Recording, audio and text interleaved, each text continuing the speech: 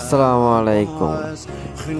তো আমাদের মানিক ভাই দেখে কি বলে, সে নাকি 20 লক্ষ টাকা লসে পড়েছে।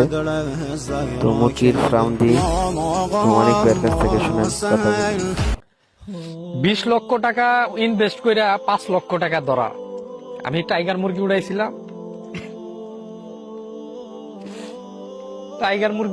6,000 টাইগার মুরগি, 6,000 টাইগার মুরগি উড়াইয়া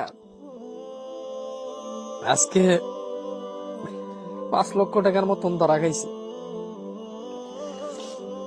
আপনারা সবাই জানেন আমি টাইগার মুরগি উড়াইছিলাম।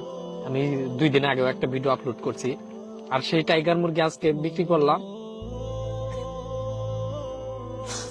আজকে ওই টাইগার মুরগি বিক্রি করে 5 লক্ষ টাকা ধরা গেলাম। আমি টোটালে